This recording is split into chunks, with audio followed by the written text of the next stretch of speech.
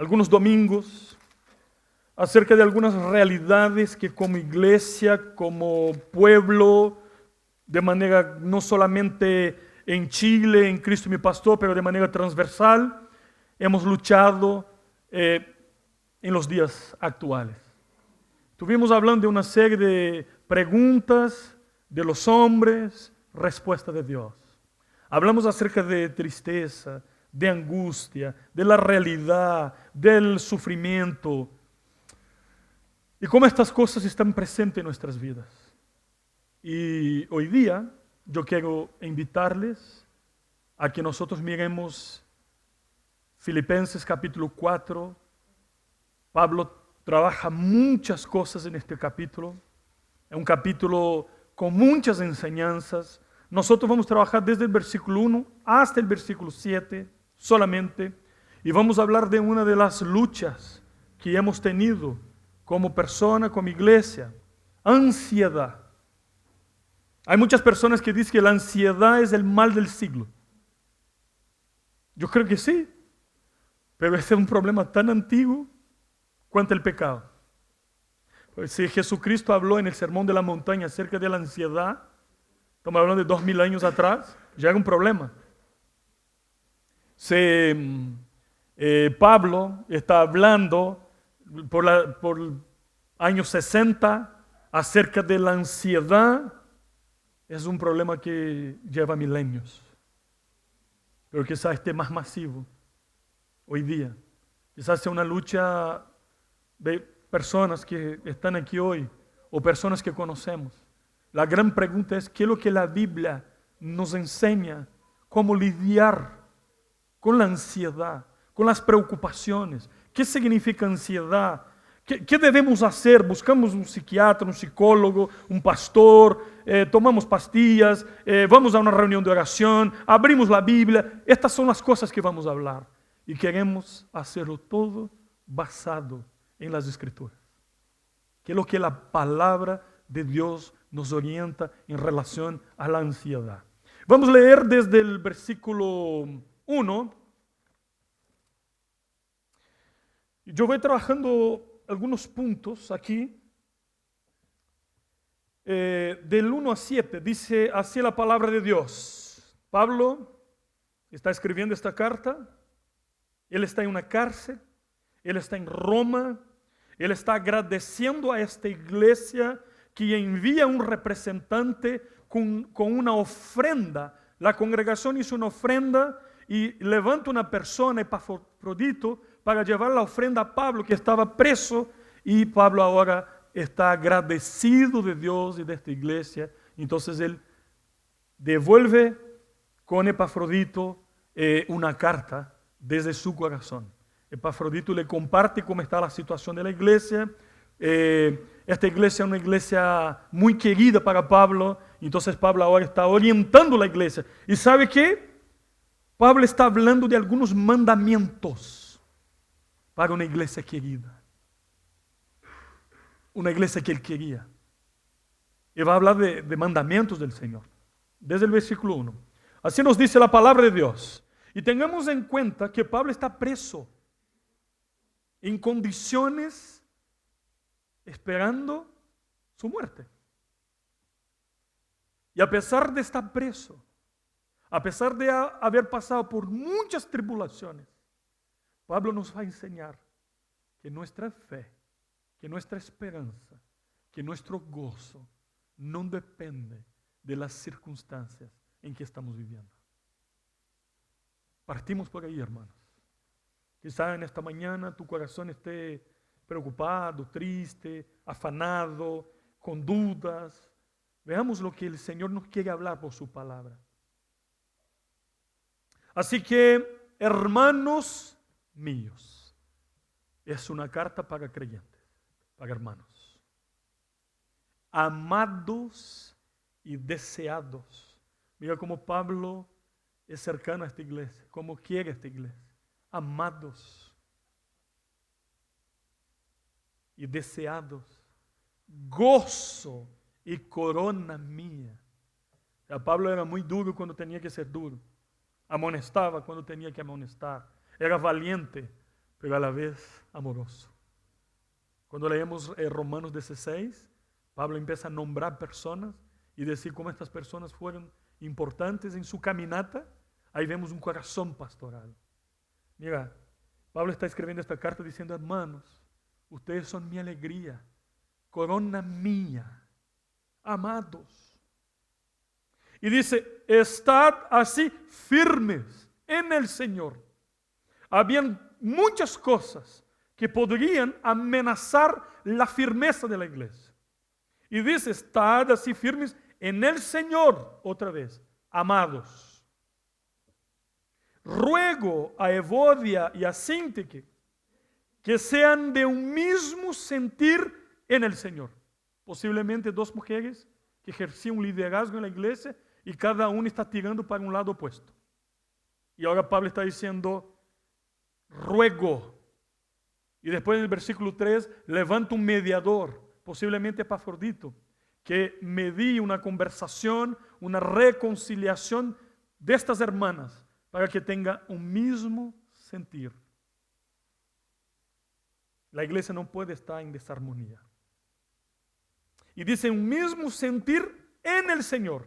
Asimismo te ruego también a ti, compañero fiel, no sabemos quién, posiblemente Epafrodito, que ayudes a estas que combatieron juntamente conmigo en el Evangelio, con Clemente también, y los demás colaboradores míos, cuyos nombres están en el libro de la vida. Qué maravilloso. Qué maravilloso. Hay problemas. Enfrentamos problemas internos. Pero no podemos perder de vista lo más importante. Somos hermanos y los nombres están escritos en el libro de la vida. Casi que Pablo está diciendo: dejemos de tonteras, por favor. Y después el versículo 4 nos da un mandamiento. Y es un mandamiento. Dice: regocijaos en el Señor siempre. Otra vez reitera Pablo, digo, regocijaos. Un hombre que está en una cárcel escribe a una iglesia diciendo: sean alegres, hermanos, porque el gozo es una marca de un cristiano. Y hay una diferencia entre estar alegre y ser alegre. Y Pablo está hablando de nuestro ADN, de nuestra identidad. Somos un pueblo alegre. ¿Sí o no? Pero necesitamos desarrollar más nuestra alegría. Y es por eso que el Señor nos amonesta. Y pone como un imperativo, es un mandamiento, no es una opción. Para el creyente, la alegría es un mandamiento. Después dice el versículo 5, vuestra gentileza sea conocida de todos los hombres. Y hay una motivación, el Señor está cerca. Es diferente cuando hacemos lo que hacemos sabiendo que Dios está cerca. Sabiendo que estamos haciendo para Dios. Y después, otra orientación. Por nada estéis afanosos, sino sean conocidas vuestras peticiones delante de Dios en toda oración y ruego con acción de gracias. O sea, hermanos, por nada, ninguna cosa, nada puede quitar la paz de sus corazones. Y la forma de enfrentar estas cosas, Pablo dice, oren. ¿Y de qué manera? Habla de la oración de manera general, habla de la oración de manera personal, de súplica, de ruego, y después habla que debemos orar con gratitud, con gozo. ¿Estás orando con gratitud en este momento? ¿Estás dando gracias a Dios por todo? ¿Tiene un corazón agradecido? El remedio más importante y potente para enfrentar la ansiedad, Pablo dice, es la oración. Después dice que cuando hacemos eso, el versículo 7, el resultado es la paz de Dios, que sobrepasa todo entendimiento. Y esta paz guardará vuestro corazón y vuestros pensamientos en Cristo Jesús. Padre, tú conoces la necesidad de esta congregación y de cada persona que aquí está. Y aquellos que nos asisten, que nos acompañan de otra manera, Señor. Señor, Dios, Señor Jesús, Espíritu Santo, Dios Padre, Dios Hijo, Dios Espíritu Santo. Escucha nuestra oración, Señor, y háblanos. Oramos agradecidos en el nombre de Jesús. Amén y amén.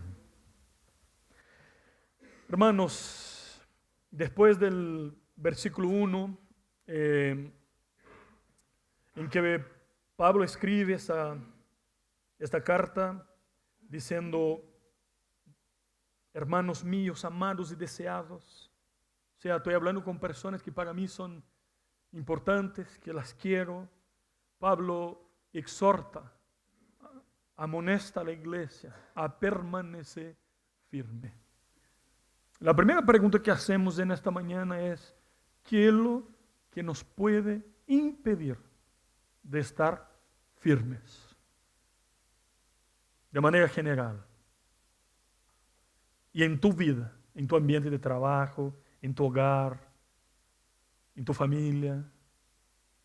Está firme, constante, perseverante. ¿Cuáles son las cosas que nos pueden impedir de estarmos estables, de manera consistente, en la roca, en todos los aspectos de nuestras vidas? Seguramente, una de las cosas para Pablo, va a hablar de varias, pero él va a hablar que la ansiedad nos quita esa paz. Y es interesante porque cuando uno comienza a estudiar qué es lo que es ansiedad, hay mucha gente que dice: es eso, es aquello, es el otro, mal del siglo, es una angustia, es una preocupación. ¿Qué es lo que dice la Biblia acerca de ansiedad? Y lo más interesante es que cuando uno va estudiando, podemos decir que es una persona que está con el corazón dividido, confundido, un corazón que no está claro, una mente que está desorientada. ¿Y cuáles son las consecuencias de eso? La ansiedad quita nuestra energía, nuestras fuerzas, nuestra paz, nuestra alegría, porque estamos preocupados. ¿Sabe qué es lo que es la ansiedad desde el punto de vista de Dios, de Cristo? Porque Cristo en el Sermón de la Montaña, en capítulo 6, del versículo 25 a 34, Jesucristo habla de la ansiedad y dice que la ansiedad es falta de confiar en Dios. Nosotros nos quedamos afanados porque nosotros parece que por algún momento nos olvidamos que Dios tiene el control de todas las cosas. Y la preocupación que nos mata, que acelera nuestro corazón, que trae oscuridad y angustia para nosotros, es que nosotros pensamos: no puedo controlar el futuro, entonces me desespero. Hay estudios que dicen que más del 70% de las cosas que causan ansiedad a nuestros corazones nunca suceden. Sufrimos de manera inútil. Y además, seamos verdaderos, puede ser que la cosa suceda, sufrimos 2 veces, antes y después. ¿Y cuál es el beneficio de la ansiedad? Se quita nuestra fuerza, quita nuestras energías, nuestra alegría, nuestra paz. Es decir, yo estoy tan debilitado porque la consecuencia de la ansiedad es esa, que yo no logro resolver el problema porque estoy afectado.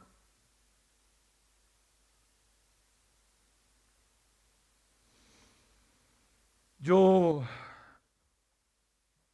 en búsqueda de respuestas, en oración, en la palabra, tratando de entender esta generación, tratando de entender por qué estamos lidiando con tanta tristeza, tratando de entender por qué estamos fracasando, tratando de entender por qué el gozo, que es una marca del pueblo de Dios, parece que se fue de las iglesias.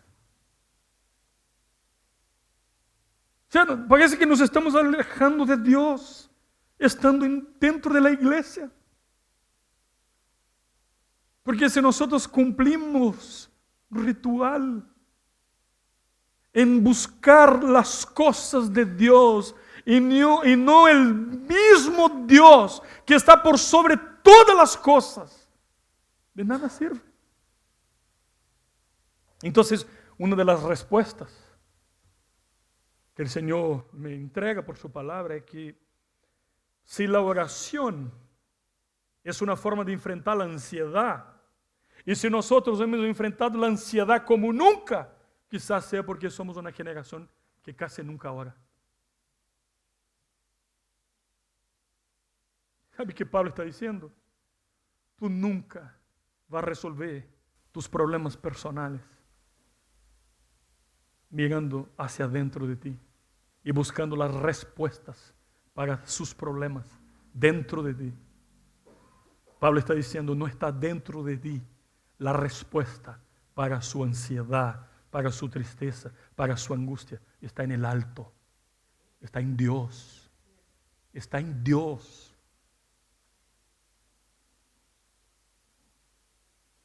Por eso que la gente está cada vez más vacía, porque autoayuda dice, dentro de ti está la respuesta. La psicología y a veces la psiquiatría dice, dentro de ti está la respuesta. Y viene Pablo inspirado por Dios, el Creador, y dice, no, dentro de ti está la depravación total. Está un corazón depravado. La respuesta para tus y mis problemas está en una persona. Jesucristo, el Señor, el Redentor, está en una persona, el Señor de la iglesia. Pablo está diciendo que las ansiedades vienen por relaciones rotas, evoque y síntique, están peleadas. Esto genera ansiedad, porque en general nosotros quedamos ansiosos. ¿Por qué? Por cosas que vemos, por relaciones que no están buenas. En el capítulo anterior, capítulo 3, él está hablando que nuestra excesiva preocupación con las cosas materiales produce en nosotros ansiedad. ¿Y sabe lo que Pablo está diciendo? Y no es secreto para nadie.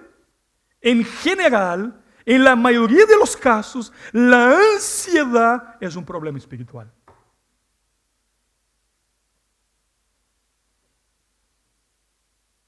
Y nosotros no podemos tratar un problema espiritual de manera carnal.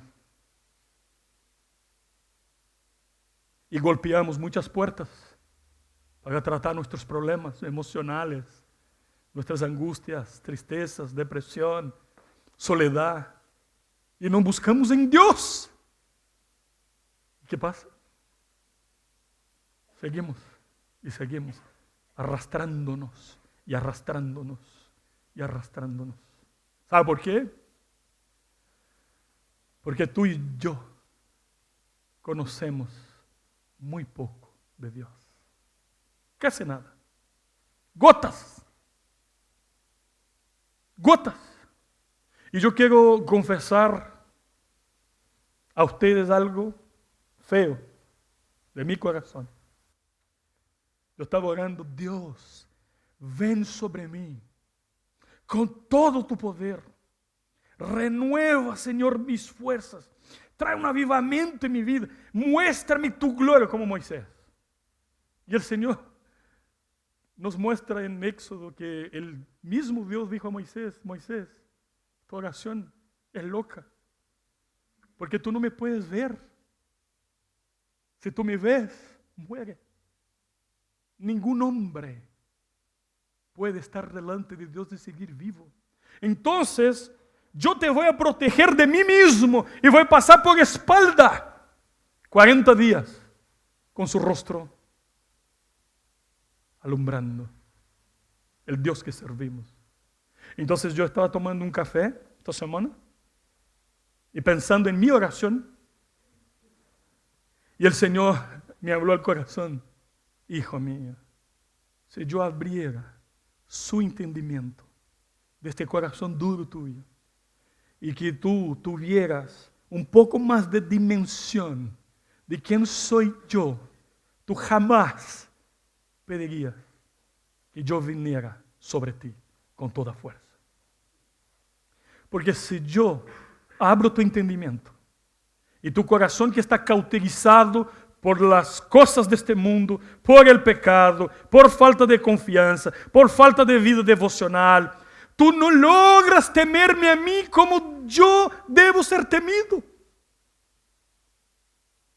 Y si tú supieras 30 segundos quién soy, tu corazón explota.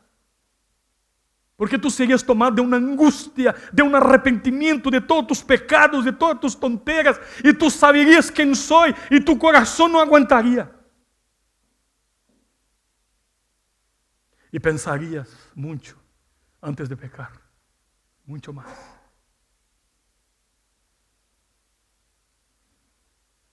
Hay algunos mandamientos, algunas lecciones que yo quiero compartir con ustedes. Primero, Pablo dice: hermanos, estad firmes en el Señor. Firmes en el Señor. No solamente en tus planes, en tus sueños, en tus proyectos personales. En el Señor, hermano, en primer lugar. Porque de eso va a depender todo lo otro. Hay en la iglesia luchas internas, luchas externas, que amenazaban la firmeza de la iglesia. Pablo está diciendo en el versículo 20 del capítulo anterior que somos ciudadanos celestiales, que nuestra ciudadanía es celestial. Entonces, como ciudadanos del cielo, debemos portarnos como ciudadanos celestiales. ¿Cómo viven los ciudadanos celestiales? ¿Capitulan delante de cualquier prueba? No. Enfrentan con valor, en la dependencia de Dios, con la gracia de Dios, todos los problemas, pero dependiendo de Dios, confiando en Dios. En el capítulo 3, versículo 2, Pablo habla del peligro de los legalistas que están dentro de la iglesia. Habla acerca de los libertinos en el capítulo 3, versículo 18 y 19, que están tratando de decir que no necesitamos vivir una vida santa. O sea, está enfrentando internamente problemas, falsos maestros, externamente la persecución. Hay muchos motivos que tratan de impedirnos de estarnos firmes en el Señor, estables. Cuando tú evalúas a tu vida, ¿cómo está? ¿Lineal o así?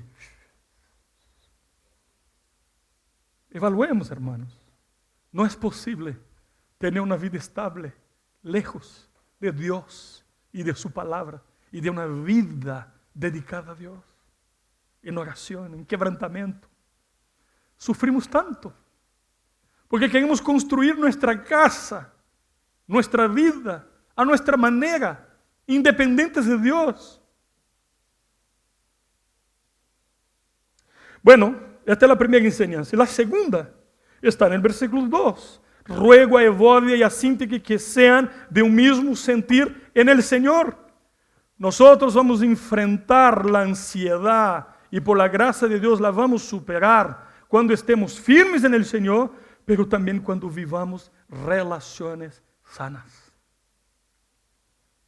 Hay mucha gente viviendo relaciones rotas. Hay mucha gente que necesita perdonar. Hay mucha gente herida. Hay mucha gente con odio en el corazón. No logran caminar. Están estacionados y no se dan cuenta. Hermanos, Jesucristo, no soy yo que estoy hablando. Jesucristo dijo: Hermano, cuando tú veas, vengas a adorar a Dios, traer tu ofrenda, si tú te das cuenta que hay en tu corazón resentimiento, problema con una persona, no entregue tu ofrenda, deje la ofrenda. Hay otra cosa más importante. Va, pide perdón, arregla la situación, altura de mira, resuelve los problemas. Después, traiga tu ofrenda al Señor. Porque mientras eso no suceda, tu culto está interrumpido. ¿Sí? La oración del Padre Nuestro. Perdónanos, Señor, de la misma manera que perdonamos a nuestros deudores. Que el Espíritu de Dios venga en tu corazón y te revele las cosas más profundas que necesitan ser tratadas, limpiadas, transformadas. Y pido perdón de contarles eso. Yo estaba en el funeral de mi abuela, en el hospital, cuando recibí la noticia que mi abuela este año había estaba muerta, y yo estaba con una tía cuando pasó el cuerpo de mi abuela. Mi tía se puso sobre mi abuela muerta a pedir perdón por todas las cosas que no hizo en vida. Y yo sabía que eso la estaba matando en su corazón. Espiritualmente, la falta de perdón trae consecuencias profundas a nuestras vidas. A veces con un hijo, con un padre, con una madre, con un hermano. Hermano, alguien te hizo daño fuerte. Somos llamados a perdonar. No es que él reaccionó así, no es que me pidió perdón, pero su ojo estaba mirando a la derecha, no es que me pidió perdón, estaba con una polera de Colo-Colo. No somos llamados a evaluar eso. El perdón no es una opción, es un mandamiento. Y hay mucha gente estacionada. O sea, tú vas a salir de aquí y vas a tener que llamar a alguien. Y vas a tener que orar a Dios y decir: Señor, yo necesito resolver este tema. Ayúdame. Necesito urgentemente. Pero no tengo fuerza. El Señor te dará. No tengo ganas. El Señor te dará. Hay días que tú no tienes ganas de trabajar, ¿sí o no? Tienes que ir. Y eso del perdón es mucho más importante que el otro. No que el otro no sea. Entonces, hay una amenaza en la unidad de la iglesia y Pablo comienza el capítulo con esta palabra: hermanos. Somos hermanos. No podemos estar mirando en caminos opuestos.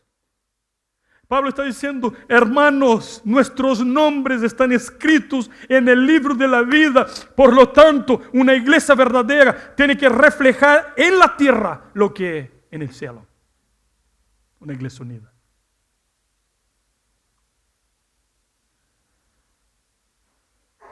Podemos tener y tenemos puntos de vista diferentes. Hay varios matices que traemos a la mesa cuando estamos discutiendo temas. Pablo está exhortando diciendo: el punto de encuentro de las diferencias está en la cruz. Aquí se acaban las diferencias. Porque hay columnas que no pueden ser removidas. Tengan el mismo sentir en Cristo. Entonces Pablo pide una intervención a un hermano más maduro, con el ministerio de reconciliación, versículo 3. Te ruego, compañero fiel, que ayude a estas hermanas que combaten conmigo en el Evangelio, que están ciegas, que están peleadas dentro de la misma iglesia. Somos un pueblo que tenemos que marchar mirando nuestra meta y estamos perdiendo tiempo con cosas que nos están impidiendo de avanzar. ¿Dónde están los hermanos del ministerio de reconciliación, de consejería, que llenos del Espíritu Santo va a llamar hermanos, va a sentar hermanos en una mesa y va a decir: hermanos, resolvamos eso en el temor del Señor, con la palabra de Dios y delante de Dios? Quizás tú digas: no tengo muchos dones, no sé dónde servir a la iglesia. Esto es fundamental. Para eso hay que conocer la palabra, hay que estudiar la Biblia. Si hay una disposición en tu corazón de servir a Dios, comienza por ahí, con la Biblia, con la palabra, en la presencia de Dios, y Dios va mostrando y va mostrando. Versículo 4, Pablo habla de otro mandamiento para que podamos enfrentar la ansiedad y superarla. Regocijaos en el Señor siempre. Otra vez digo, regocijaos. Un mandamiento. Mandamiento para que seamos alegres. Es que Pablo no conoce mi vida, pastor. Yo no quiero minimizar tu problema. Pero si tú dices: es que mi papá me trató así. Maduremos. Llegó el tiempo de madurar. Es que mi hermana era la regalona. Jesucristo murió por ti en la cruz. El Creador te ama más que todas las cosas.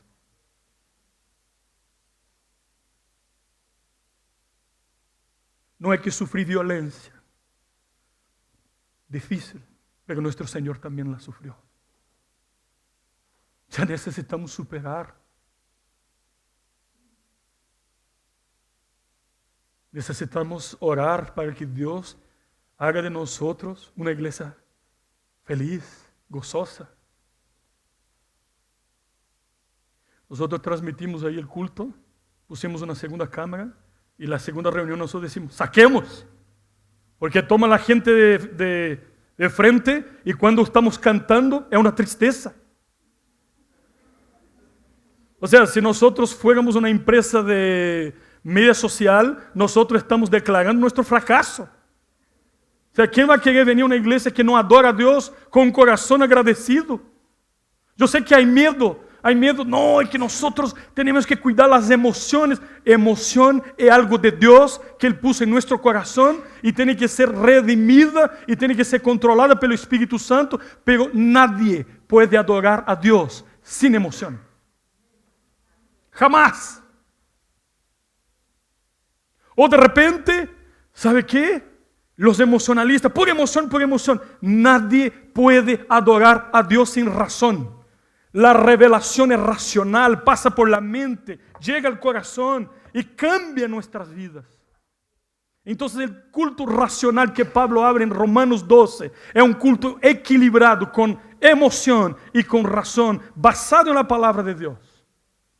O sea, si vamos a cantar la alegría con una cara de tristeza, Dios mío. Hermanos, la Biblia dice, mira la sabiduría, que la alegría nos deja más hermosos. Hay unos hombres feos, Dios mío. Aquí en esta iglesia que cuando están felices, tú logras ver una cosa así, una luz.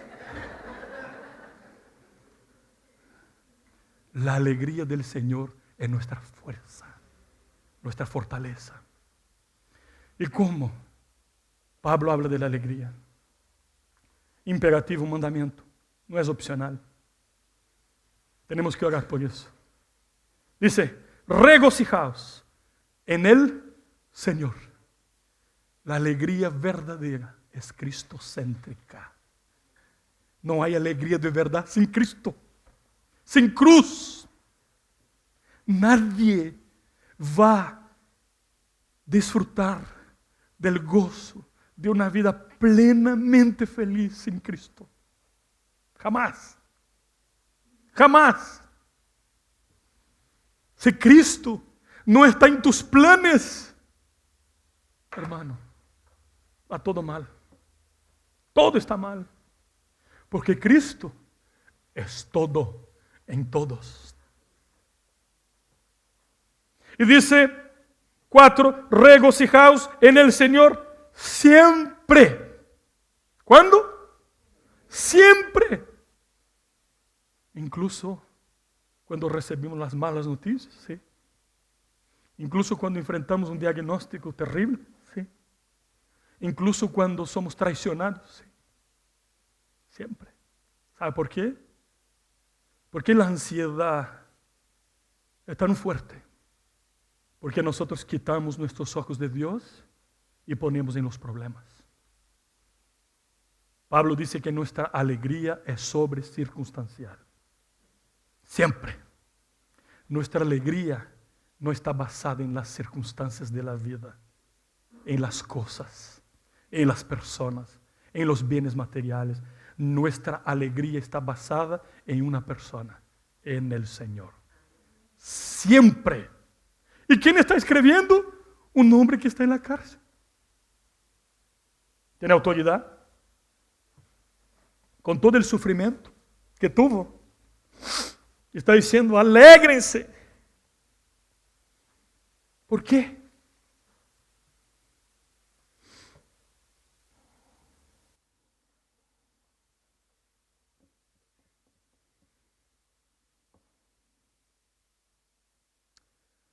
Versículo 5.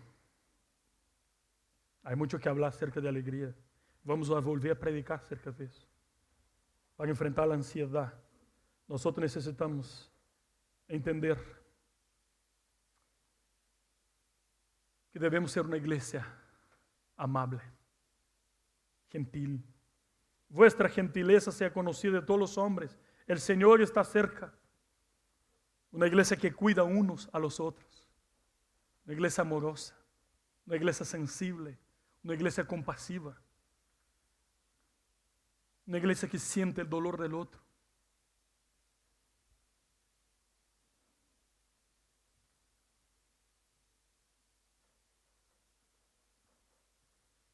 El Señor está cerca, el Señor está cerca.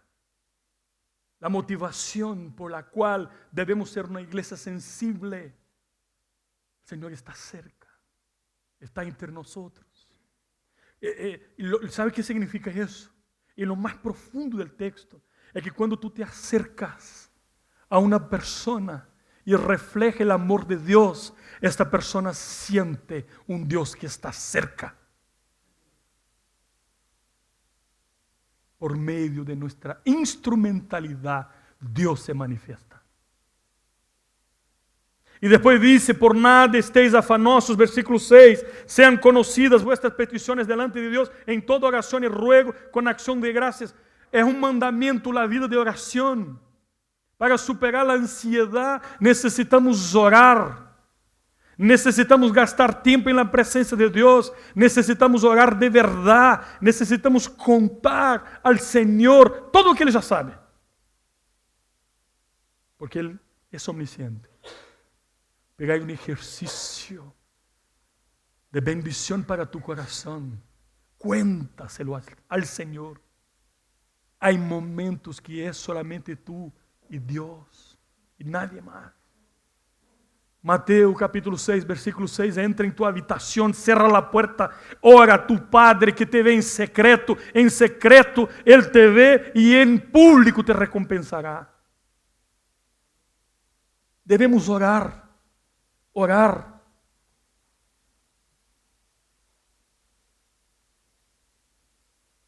Y cuando oramos, cuando abrimos el corazón y cuando confesamos nuestros temores, cuando hablamos de nuestros miedos, ¿cuál es el resultado de eso?